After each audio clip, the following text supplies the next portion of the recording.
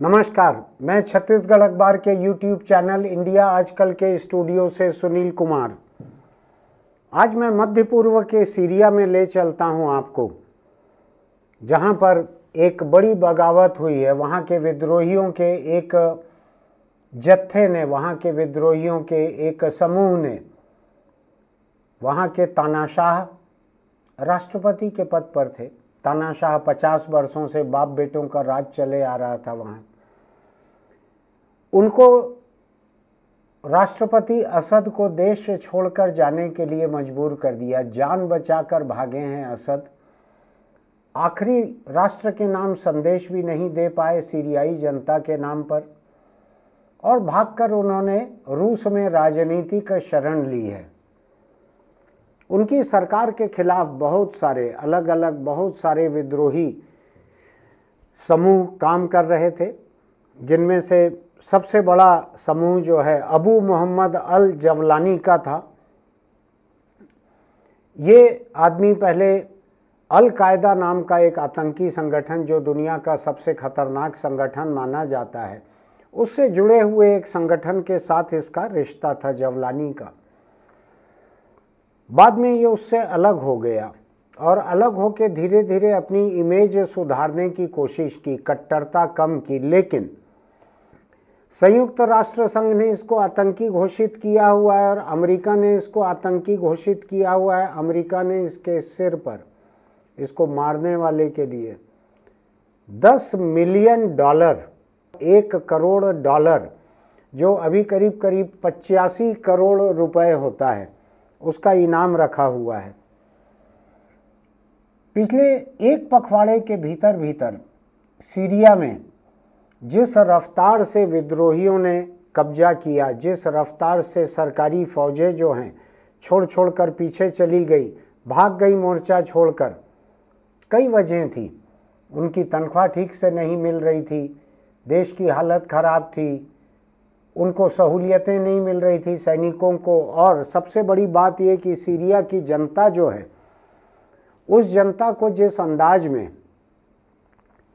वहाँ के इस तानाशाह राष्ट्रपति बशर अल असद की सरकार ने जिस तरह से अपने खुद के नागरिकों के साथ सलूक किया था, उनके बीच के विद्रोहियों को मारने के लिए जिस तरह से रूस के साथ मिलकर, ईरान के साथ मिलकर और लेबनान के हिजबुल्लाह नाम के संगठन के साथ मिलकर अपने ही देश के नागरिकों के ऊपर जितने हमले किए थे असद की सरकार ने, उसमें लाखों लोग मारे गए थे। लाखों लोग, अपने ही देश के लाखों लोग। सीरिया के विमान जो हैं, सीरिया की जमीन पर बहुत सी बस्तियों में, बहुत सी इमारतों में हमले करते थे, रूस के साथ मिलकर हमले करते थे।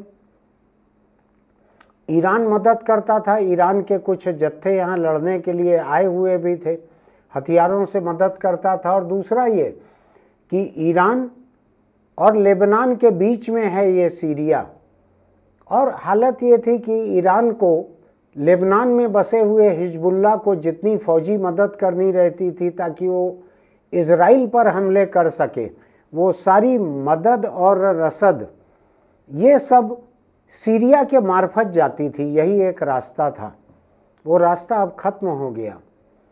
तो अगर हम देखें पिछले एक पखवाड़े में मध्य पूर्व में क्या क्या हुआ है, इसको समझने की ज़रूरत है कि ईरान सबसे अधिक कमज़ोर हो गया है और अपने दुश्मनों के कमज़ोर होने से इजराइल सबसे अधिक मजबूत हो गया है। इन दुश्मनों में सीरिया की सरकार शामिल थी, असद की सरकार, इसमें हिजबुल्लाह शामिल थे लेबनान के, जिसकी सारी लीडरशिप को इजराइल ने हमला करके मार डाला है। इसके बाद ही हिजबुल्लाह ने इजराइल के साथ में एक शांति समझौता किया है, एक सीज फायर चल रहा है दोनों के बीच, अभी हमला नहीं कोई एक दूसरे पे करेंगे। इनकी वजह से फिलिस्तीन के गाज़ा में जो हथियारबंद संगठन है हमास कमज़ोर हो गया है, क्योंकि इस बीच इजराइल ने ईरान के ठिकानों पर भी, बहुत सारे ठिकानों पर फौजी हमले किए, हवाई हमले किए, जवाब में ईरान कुछ नहीं कर पाया। लगातार पिछले एक साल में जब से गाज़ा के हमास नाम के संगठन ने इजराइल पर हमला किया था, 6 या 7 अक्टूबर की बात है 2023 की, उस दिन से लेके अभी तक इजराइल ने इतनी बड़ी फौजी कार्रवाई की, इतनी बेरहम कार्रवाई की। करीब 45,000 लोग, करीब 45,000 बेकसूर फिलिस्तीनी, जिसमें अधिकतर बेकसूर हैं, कुछ लोग उसमें हमास के भी होंगे, उनको मार डाला जिस तरह से, जिसमें अधिकतर औरत बच्चे हैं। वहाँ कमज़ोर किया गाज़ा को, हिजबुल्लाह को उसने लेबनान में कमज़ोर किया, ख़त्म कर दिया एक किस्म से। उसने ईरान में जाकर जो कार्रवाई की है, जो हवाई हमले किए हैं ईरान में, वो छोटी कार्रवाई नहीं है। इस नौबत के आने के पीछे रूस और यूक्रेन की जंग भी है। रूस ने जितने लोगों को तैनात करके रखा था अपनी फ़ौज को सीरिया में, सीरिया के विद्रोहियों से निपटने में, क्योंकि रूस चाहता था कि सीरिया की सरकार उसके साथ रहे, उसके कब्जे में रहे, क्योंकि वहाँ पर अमेरिकियों की भी दिलचस्पी थी। अमेरिकी विमान भी सीरिया पर आकर हमले करते रहते थे, जहाँ उनको लगता था कि आईएस के आतंकी जहाँ पर हैं, जहाँ अल-कायदा के लोग हैं, उनको मारने के नाम पर या मारने के लिए अमेरिकी फ़ौजें भी हवाई हमले करते रहती थी सीरिया पर। लेकिन जब यूक्रेन की जंग की वजह से अपनी फ़ौज को रूस ने वापस बुलाया, तो उसके बाद सीरिया कमज़ोर होते चले गया। इसके बाद हिजबुल्लाह इजराइल के साथ जंग में लग गया। इसके बाद ईरान जो है उसका ध्यान 2-3 मोर्चों पर बढ़ गया। इधर हमास को मदद करना, हिजबुल्लाह को मदद करना, यमन में बसे हुए हूथी हमलावरों को इजराइल के खिलाफ मदद करना, तो ईरान का ध्यान बढ़ गया। आपको ध्यान होगा ईरान में वहाँ के नए राष्ट्रपति के शपथ ग्रहण के समय जिस तरह से गाज़ा से गए हुए इस्माइल हानिया, वहाँ के भूतपूर्व प्रधानमंत्री, उनको जिस तरह से छांट कर मारा इजराइल ने, ऐसी बहुत सारी घटनाएं हुई जिससे इजराइल के विरोधी एक एक करके कमज़ोर होते चले गए। ऐसे में सीरिया जो है उसमें विद्रोहियों की ताकत बढ़ती चली गई। सीरिया की सरकार जो है असद की, वो रूस के वापस चले जाने के बाद कमज़ोर हो गई। कुल मिलाकर असद के लिए घरेलू मोर्चे पर लाखों लोगों को मारना, अपने ही लाखों लोगों को मारना, ये भारी पड़ने लगा। आपने बीच में खबरें सुनी होगी, असद ने रासायनिक गैस छोड़ छोड़ कर भी अपने नागरिकों को मारा था। मैंने इस इलाके को देखा हुआ है, सीरिया के इस इलाके को देखा हुआ है मैंने। जो राजधानी है सीरिया की, जिसको दमिश्क कहते हैं इस इलाके, उस इलाके में, और दमिश्कस कहते हैं अंग्रेज़ी लिखने वाले इलाके में, उस दमिश्कस में मुझको करीब 1 हफ्ता रहना पड़ा था, क्योंकि हम जा रहे थे फ़िलिस्तीन और हमको रास्ते में इजिप्ट पड़ता था। इजिप्ट से हमको आगे बढ़ने की इजाज़त नहीं मिली थी, तो इजिप्ट से वीज़ा का इंतज़ार करते हुए हमको सीरिया में रहना पड़ा था। तो मेरी बहुत सारी यादें हैं दमिश्क की, दमिश्कस की बहुत सारी यादें हैं। उसकी एक एक गलियों को मैंने उस 1 हफ्ते में पैदल घुमा हुआ है कैमरा लेकर। बहुत सारी यादें, लेकिन वो आज बहुत प्रासंगिक नहीं है। तो असद जो है अपने बाप के बाद उस देश का एक किस्म से तानाशाह बना, राष्ट्रपति अपने आप को बनाया, लाखों लोगों को मारा, और अंत किस तरह का होता है तानाशाह का देखिए। एक पखवाड़े में विद्रोहियों के इस एक गुट ने जिस रफ्तार से एक के बाद दूसरा शहर, दूसरे के बाद तीसरा शहर फौज छोड़ छोड़ के भाग गई, जो राष्ट्रपति के लिए सुरक्षा रखने के लिए जो लोग वहाँ पर तैनात थे वो लोग भी छोड़कर भागने लगे। तब वहाँ से हेलीकॉप्टर से, हवाई जहाज़ से निकल के असद जो है रूस पहुँचा। रूस में मॉस्को में राजनीतिक शरण ली हुई है। मैं केवल कतरा कतरा बहुत ही सतही बातें इस विवाद की आपको बता रहा हूँ।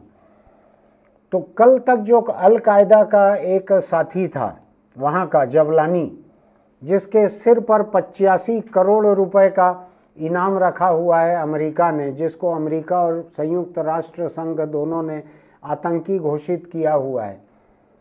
आज वो सीरिया का सर्वे सर्वा है। आपको ध्यान है अभी 2-3 बरस के भीतर जिस तरह से अमेरिका अफगानिस्तान को छोड़कर भागा था, अफगानिस्तान के लोगों को एक बार फिर उन्हीं तालिबान के कब्जे में छोड़कर भाग गया, उनके रहमो करम पर छोड़कर भाग गया। जिन तालिबान को हटाने के लिए, मारने के लिए अमेरिका ने अफगानिस्तान पे कब्जा किया था, कुछ उसी किस्म का है कि रूस सीरिया को छोड़कर चले गया अचानक, लेकिन उसने शरण दी है वहाँ पर। तो ये एक के बाद एक अफगानिस्तान का क्या हाल हुआ, कैसे कट्टरपंथियों के हाथ में चले गया है, वो एक लंबी कहानी है। सीरिया जो कि काफ़ी खुला हुआ था, ये कट्टरपंथियों के हाथ में चले गया, जो अल कायदा के यार दोस्त थे कुछ अर्सा पहले तक। अब अपने आप को वो मॉडरेट कह रहे हैं, लेकिन वो अपने आप को मुस्लिम और इस्लामिक नियमों के आधार पर चलाने वाली सरकार, चलने वाला देश, ये भी करार दे रहे हैं। आने वाले दिनों में देखना है कि आज जो अपने आप को कुछ उदार साबित करने की कोशिश कर रहे हैं, ये कितने उदार रहेंगे, कितने कट्टर रहेंगे, ये देखना पड़ेगा। लेकिन मध्य पूर्व में इससे संतुलन पूरी तरह से गड़बड़ा गया है। इसके बाद में इजराइल का, मैं अभी 10 मिनट पहले खबर देख रहा था, इजराइल ने सीरिया के भीतर कुछ हिस्से पे कब्जा कर लिया है, अपनी फौजों को घुसा दिया है। उसका कहना है कि वो सरहद से लग के कुछ किलोमीटर का एक बफर जोन बनाना चाहता है, जहां किसी भी तरह के आतंकी ना आ सकें। ये घटना अभी चल रही है, ये क्या होगा इसका आगे मुझको नहीं मालूम है।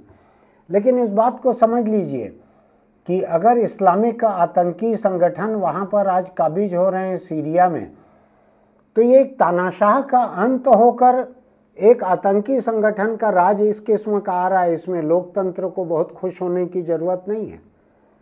ये भी समझने की ज़रूरत है कि हिंदुस्तान के बगल के बांग्लादेश में आज मुस्लिम कट्टरपंथी जिस तरह से हावी हो रहे हैं वहाँ की नई सरकार पर, उन्हीं की सरकार है।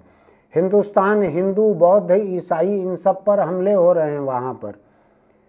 तो मुस्लिम कट्टरपंथ का वहाँ पर क्या नतीजा देखने मिल रहा है बांग्लादेश में, ये हमारे सामने है। और सीरिया, जिसके लाखों लोगों ने अपनी जान खोई है सरकारी हमलों में, आतंकी हमलों में लाखों लोगों ने जान खोई है, वहाँ क्या होने जा रहा है अभी कुछ साफ नहीं है।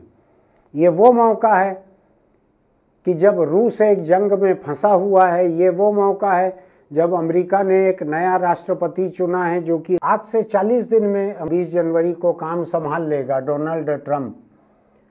आज वो मौका है जब इजराइल, जो कि इस इलाके की सबसे बड़ी फौजी ताकत है, उसका मौजूदा प्रधानमंत्री नेतन्याहू भ्रष्टाचार के कई मामलों को झेल रहा है अपने देश में। उसके देश में उसके खिलाफ एक जन असंतोष चल रहा है। क्या होगा इन सब का नहीं मालूम है। और इसी सीरिया से लगा हुआ लेबनान दिवालियापन के पराकाष्ठा में पहुंचा हुआ है। पूरी अर्थव्यवस्था खत्म हो गई है। लोग बैंकों से अपना खुद का पैसा नहीं निकाल पा रहे थे कुछ अर्सा पहले तक। तो ये इलाका पूरा किस तरह से चलेगा, क्या होगा, मैं केवल चर्चा कर रहा हूँ आपके पास। मैं विश्लेषक नहीं हूँ इन मामलों का, मैं बहुत जानकार और विशेषज्ञ नहीं हूँ, लेकिन मैं कतरा जानकारी आपको दे रहा हूँ कि ईरान लगा हुआ, सीरिया लगा हुआ, लेबनान उससे लगा हुआ, इजराइल उससे लगा हुआ, फिलिस्तीन, इस पूरे इलाके का क्या होने जा रहा है। ये मध्य पूर्व का ये काफ़ी बड़ा हिस्सा है ये, और यही हिस्सा दशकों से ये फौजी संघर्ष का हिस्सा है ये। तो यहाँ क्या होने जा रहा है अभी अंदाज लगाना मुश्किल है। जनता की नाराज़गी की वजह से, फौज की नाराज़गी की वजह से एक तानाशाह की सरकार खत्म हुई वहाँ से। अब वहाँ पर उग्रवादियों की, आतंकियों की, बागियों की एक सरकार वहाँ पर बनने जा रही है। असद के समय के जो प्रधानमंत्री वहाँ पर थे, उन्होंने खुद होकर ये घोषणा की है कि जो नई सरकार बनने जा रही है, रिबेल्स की, विद्रोहियों की जो नई सरकार बनने जा रही है, उसको काम सौंपने के लिए वो पूरी तरह से तैयार हैं। और उनके साथ बातचीत भी चल रही है। सत्ता का हस्तांतरण, कैसी गजब की बात है। 1 महीने के भीतर कम से कम 2 सत्ताओं का हस्तांतरण होने जा रहा है, एक सीरिया में, एक अमेरिका में। और अमेरिकी विमानों ने शायद अभी आज या कल भी वहाँ पर कुछ ऐसे ठिकानों पर हवाई हमला किया है जिसके बारे में उनका मानना है कि यहाँ पर IS के आतंकी छुपे हुए हैं। तो ये केवल घरेलू मामला नहीं है सीरिया का। अब एक चीज़ को देखिए, सीरिया का जो राष्ट्रपति असद रूस के करीब चल रहा था, अमेरिका जिसके खिलाफ था, वो राष्ट्रपति तो चले गया, लेकिन वहाँ जो नई सरकार बन रही है उसका जो मुखिया है, उसके ऊपर, जवलानी के ऊपर, इसके ऊपर तो अमेरिका ने $10 मिलियन का इसके सिर पे इनाम रखा हुआ है। तो कोई अमेरिका का बहुत भला हो गया हो ऐसा नहीं है।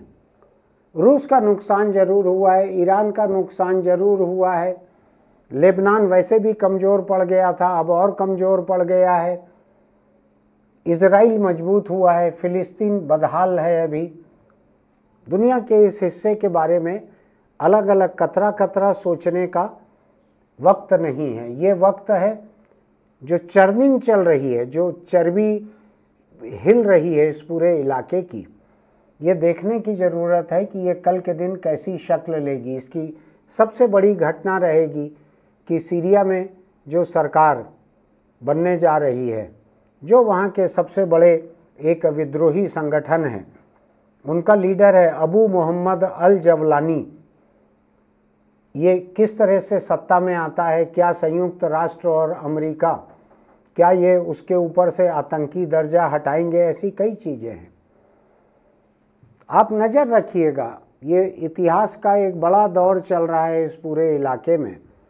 मैं चूँकि वहाँ रहा हुआ हूँ दमिश्क में, दमिश्कस में, तो पिछले 2-3 बरस में जितने तरह की फ़ौजी तबाही वहाँ हुई है, जितनी इमारतें वहाँ की गिरी हैं, मुझको तकलीफ़ भी हुई है। एक खूबसूरत साफ़ सुथरा शहर था, उसने हमको 1 हफ्ते जगह दी थी रुकने के लिए। आप नज़र रखिएगा इन इलाकों पर, बस इतना ही कहता हूँ मैं, सामान्य ज्ञान के लिए, चीज़ों को समझने के लिए। ये बड़ा महत्वपूर्ण दौर है इस इलाके का। कौन से देश क्या करते हैं, यहाँ की सरकार अपनी घरेलू और विदेश नीति क्या घोषित करती है, कौन से देश सीरिया की इस नई, कल तक के विद्रोही, आज के सत्तारूढ़ इनकी सरकार को कैसे मान्यता देती है। बहुत सारी चीज़ें देखना बाकी है। हम फिर मिलेंगे कुछ दिन बाद, मैं इस मुद्दे पर फिर आपके बीच आऊँगा। आज अगर मेरी ये बातचीत आपको अच्छी लगी हो तो आप हमारे YouTube चैनल इंडिया आजकल को सब्सक्राइब कीजिएगा, नोटिफिकेशन की बटन दबाइएगा, लाइक कीजिएगा, कमेंट बॉक्स में लिखिएगा। जिन दोस्तों को थोड़ी बहुत भी जनरल नॉलेज की ज़रूरत रहती है उनको ये ज़रूर भेजिएगा। मैंने बहुत कम समय में कुछ बुनियादी बातों को आपके बीच रखने की कोशिश की है। हम फिर मिलेंगे। फ़िलहाल हम अगली बार मिलें, इसके लिए ज़रूरी है कि आप अगर दोपहिया पर चल रहे हैं तो हेलमेट लगा कर रखिए। आप चला रहे हों, पीछे बैठे हों, हेलमेट लगा कर रखिए। अगर हेलमेट लगा कर नहीं रहेंगे तो हो सकता है कि हमारी अगली मुलाकात ना हो सके, आप मेरा अगला वीडियो ना देख सकें।